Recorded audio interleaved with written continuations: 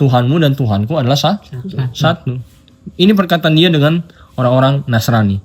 Jadi setiap manusia memiliki Tuhan itu satu.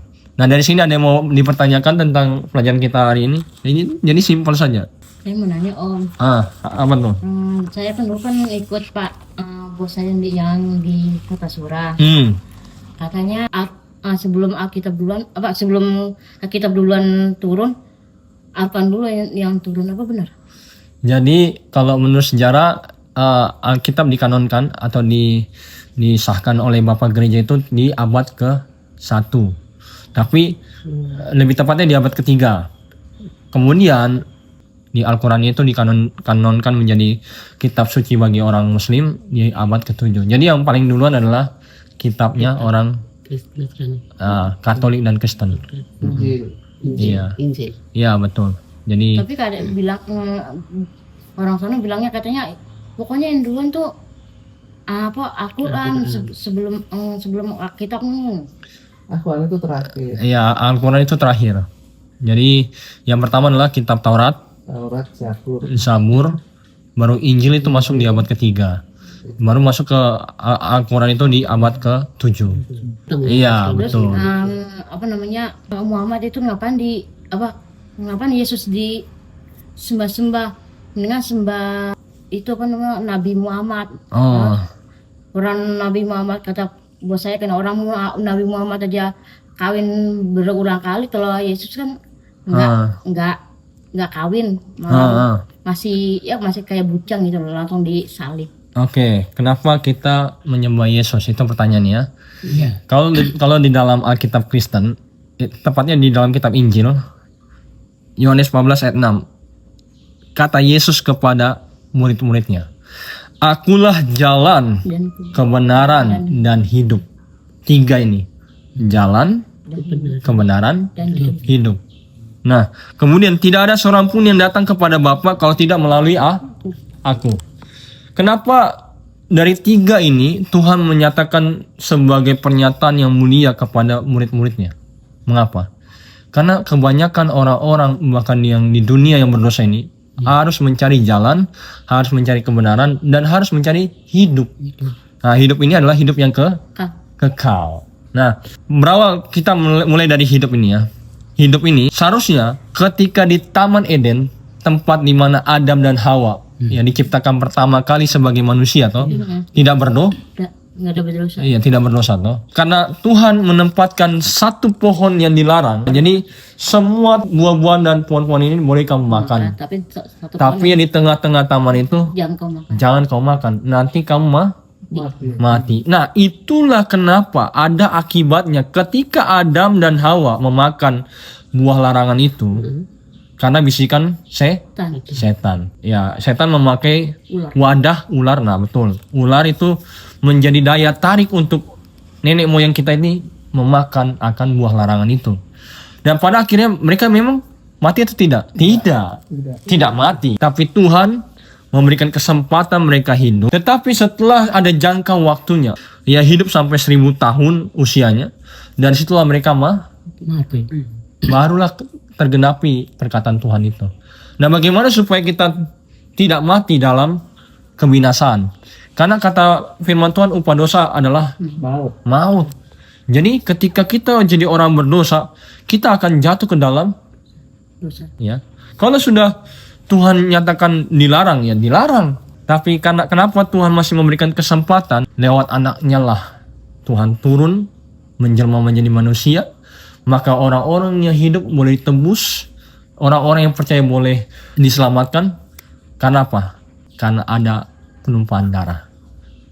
Terus saya mau nanya lagi, kan kalau setiap bulan sekali kan di tempat saya di sana kan sebulan sekali loh ada perjamuan, namanya perjamuan kudus. Katanya itu ngapain sih orang Kristen kok makan darah sama daging? Itu aja orang Islam aja nggak kayak gitu kok. Kenapa orang Kristen nggak harus kayak gitu? Ngapain kok dagingnya Tuhannya kok dipecah-pecah terus dibagi-bagi terus dimakan terus darahnya juga? Oh, itu perjamuan. Jadi itulah perintah Tuhan. Kenapa Yesus menyatakan makanlah roti ini sebagai lambang bahwa Tuhan sudah menyerahkan tubuhnya di kayu salib untuk mati buat kita sehingga kita boleh diselamatkan. Kemudian anggur itu sebagai darah, itu lambangnya darah Tuhan karena Tuhan telah curahkan di kayu salib. Jadi itu semua simbolnya adalah mengorbankan dirinya buat kita. Itulah sebagai peringatan saja, acara untuk kita boleh memperingati Tuhan telah mati buat kita, Tuhan boleh selamatkan buat kita, begitu. Jadi pentingnya perjamuan kudus untuk mengingat bahwa Tuhan berkorban begitu besar. Ada orang bilang kan kalau kita meminta ampun sama Tuhan ya diampuni. Oh, tidak bisa. Memang Tuhan akan mengampuni. Ya. Kalau setiap hari kita melakukan dosa tuh, kita terus minta ampun sama Tuhan, ya memang diampuni.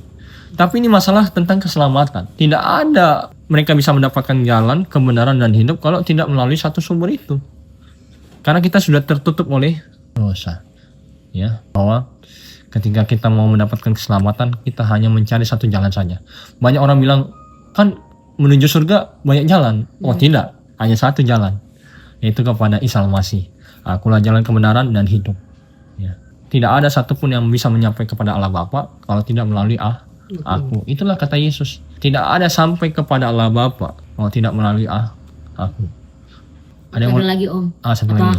Katanya ngapain sih orang Kristen setiap tanggal 25 harus ada perayaan, orang nggak ada perayaannya juga nggak apa-apa, ngapain diraya-rayain? Emang Tuhanmu ada ulang tahunnya? Oh, kalau di gereja Advent tidak ada dan tidak mempercayakan bahwa Yesus lahir tanggal 25 Desember. Itu hanya buatan manusia. Karena di dalam Alkitab tidak ada tertulis bahwa Yesus lahir tanggal 25. Tidak ada. Itu hanya pernyataan supaya katanya ya kita biar sama kayak Muslim, biar ada hari perayaan. Padahal itu nggak ada sejarahnya gitu. Tidak ada sejarahnya. Dalam Alkitab tidak ada. Tapi sejarah yang membuatnya ada, yaitu adalah Roma kekafiran. Jadi lain kalau hari raya Idul Fitri sama itu lain. Idul Fitri ada sejarahnya. Idul Fitri ada sejarahnya. Kan itu sejarah dari Arab toh. Iya. Tapi kalau tanggal 25 itu nggak ada sejarahnya tuh. Sejarahnya tidak ada dalam Alkitab. Bikinan manusia nenek. Karena nggak ada yang tahu lahirnya tuh tanggal bulan apa, nggak ada yang tahu. Iya, Januari bisa Februari. Kalau secara Islam kan seumpama tanggalnya lahirnya Nabi Muhammad tanggal 25 tanggal 12 gitu. Kalau Yesus nggak ada. Nggak ada di kitab juga nggak tertulis. Tidak ada. Jadi itulah kita sebenarnya tidak memikirkan tentang hal itu. Yang paling kita pikirkan adalah bagaimana kita selamat. Itu aja. Karena kalau tanggal itu tidak jadi patokan kita untuk selamat. Terus saya juga Om, kan saya pernah adik saya kan kesini waktu dulu. Nah saya dilihatin, orang Islam aja ada Idul Fitri, Lebaran, lain kemana-mana. Lah kamu kan Kristen sendiri, lo lah Natalan lo rayain sama siapa, lo Kristen sendiri? Saya digituin Om. Jadi saya ya apa, cuekin aja. Kita nggak terlalu peduli dengan omongan orang lain. Ikut bosnya ke gereja. Kalau mau ikut Natalan nggak dipermasalahkan, tapi jangan pernah mengimani bahwa Yesus lahir tanggal 25. Nggak boleh. Kalau kita ikut ibadah untuk merayakan Natal boleh. Tapi kalau untuk mengimani bahwa Yesus lahir di tanggal 25 itu jangan. 25 Desember itu nggak bisa. Iya, karena tidak tertulis dalam Alkitab. Iya, emang nggak tertulis. Karena terus aku nanya lagi, emang katanya itu makanan babi itu nggak boleh. Salah apa nggak boleh? iya, orang Kristen, orang saya mau dulu sama bos saya katanya makan babi itu enak. enak. Untung aja saya nggak makan, nggak doyan. Emang nggak doyan. Kalau Advent nggak bisa. Kalau Advent di gereja Advent tidak makan daging babi. Nanti kita akan bahas itu. Kita hanya bahas tentang keselamatan. Belum nyampe ke situ. Belum sampai, nanti di kelas-kelas berikutnya kita akan bahas itu. Ya di waktu yang lain. Oke. Palaman ada yang mau ditanyakan? Enggak. Oke, mungkin itu saja kita boleh belajar untuk hari ini. Ya semoga kita boleh mengingat ya, belajar ya, walaupun ya siapa tahu ada di antara kita masih ragu-ragu. Ya mungkin saya masih belum percaya bahwa Yesus itu adalah jalan kebenaran dan hidup. Nggak apa-apa, monggo, itu pilihan. Tapi ini diajak kembali, terus-menerus diajak bahwa Yesus adalah ihdinas siratal mustaqim. Ya, dia adalah jalan yang petunjuk lurus itu. Ya, jalan yang lurus. Jadi jangan pernah ragu, jangan pernah khawatir dan takut. Ya percaya saja, pasti Tuhan akan membukakan terang sebagai jalan lurus itu. Yang penting kan kita tujuannya satu kan. Iya, betul. Oke, kita tutup ya.